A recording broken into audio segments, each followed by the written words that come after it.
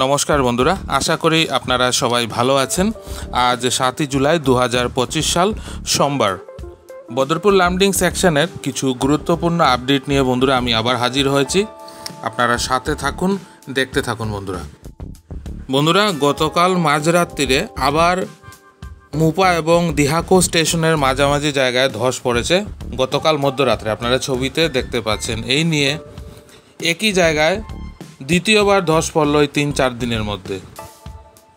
তার জন্য বন্ধুরা বেশ কিছু ট্রেন বাতিল হয়েছে, কিছু ট্রেন মাঝপথে বাতিল হয়েছে এবং কিছু ট্রেনের সময়সীমা পরিবর্তিত হয়েছে বন্ধুরা।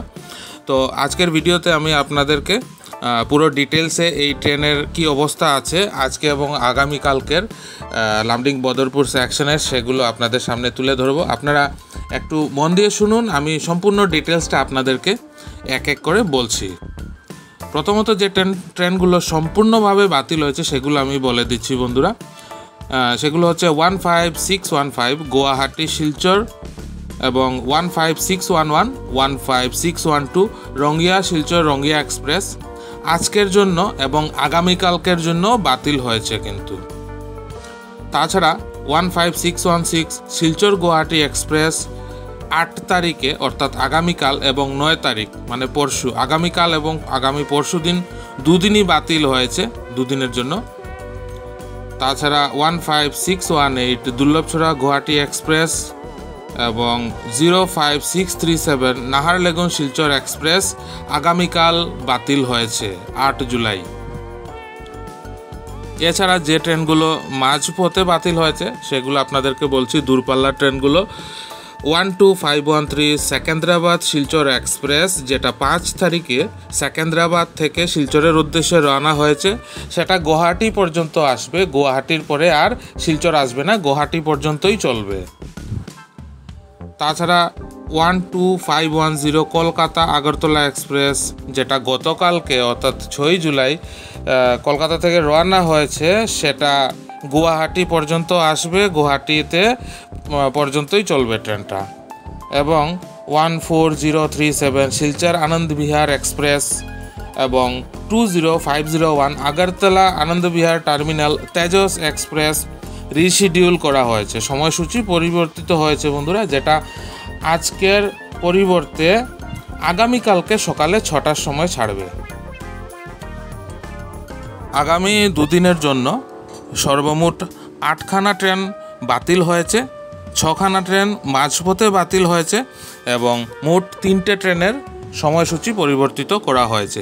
এই যে বারবার আমাদের বদরপুর লামডিং সেকশনে ধস পড়ছে বা বিভিন্ন বাধা বিপত্তির জন্য ট্রেন চলাচল বিঘ্নিত হচ্ছে, সাথে কিন্তু আবারও খুবই প্রাসঙ্গিক হয়ে উঠছে শিলচর লঙ্কা অল্টারনেটিভ যে ট্রেন রুটটার দাবি কিন্তু জোরদার হচ্ছে।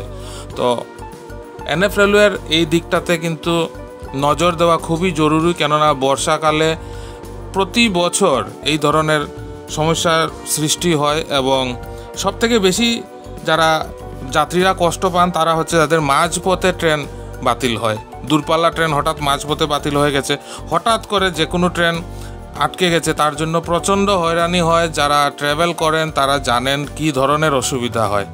তো খুবই প্রাসঙ্গিক আজকের দিনে শিলচর লঙ্কা অল্টারনেটিভ যে বিকল্প রেলপথের কিন্তু খুবই প্রয়োজনীয়তা, শুধু বরাকবাসীদের জন্য নয়, আমাদের পার্শ্ববর্তী রাজ্য মিজোরাম, ত্রিপুরা সবার জন্য কিন্তু খুবই জরুরি। বন্ধুরা, সর্বশেষ যা কিছুই আপডেট আসবে আমি অতি অবশ্যই আমার চ্যানেলের মাধ্যমে আপনাদের সাথে শেয়ার করব। আপনারা চ্যানেলে চোখ রাখুন, কিন্তু কোনো গুজব ছড়াবেন না, গুজবে কান দেবেন না। সর্বশেষ পাওয়া খবরে জানা গেছে, যেটা বিশ্বস্ত সূত্র মতে, যে ধসটা গতকালকে মাঝরাত্রিরে পড়েছিল সেটা সরানো হয়েছে এবং আবার ট্র্যাক রেল চলাচলের জন্য উপযুক্ত করে তোলা হয়েছে। তো সর্বশেষ আপডেট এতটুকুই আমার কাছে আছে। নতুন কোনো আপডেট আসলে আপনাদেরকে অতি অবশ্যই জানাবো। আর যে ট্রেনগুলো ক্যান্সেলেশন হয়েছে সেটাও আপনাদেরকে বলে দিয়েছি। আরও নতুন কোনো আপডেট যদি আসে অতি অবশ্যই আমি আপনাদের সাথে শেয়ার করব বন্ধুরা। আপনারা চ্যানেলটা সাবস্ক্রাইব করে রাখুন। তো আজকের ভিডিওতে আপডেট এতটুকুই থাক। আশা করি আজকের ভিডিওটা আপনাদের ভালো লাগবে। যদি ভালো লাগে তো অবশ্যই কমেন্ট করে জানাবেন একটা লাইক করে দেবেন, আপনার চেনাশোনা সবার সাথে ভিডিওটা শেয়ার করবেন। আর যারা নতুন দেখছেন তারা প্লিজ চ্যানেলটা সাবস্ক্রাইব না করে যাবেন না, সাবস্ক্রাইব করে পাশে থাকা বেল আইকনটা অবশ্যই প্রেস করে দেবেন, তাতে যখনই আমি আর একটা নতুন আপডেট দেব তার নোটিফিকেশন সাথে সাথে আপনার কাছে চলে আসবে। বন্ধুরা, খুব তাড়াতাড়ি আগামীকাল আরও কিছু নতুন আপডেট নিয়ে আপনাদের সাথে আবার দেখা হচ্ছে। ততক্ষণ আপনারা সবাই ভালো থাকবেন, সুস্থ থাকবেন। পাশে থাকার জন্য অনেক অনেক ধন্যবাদ।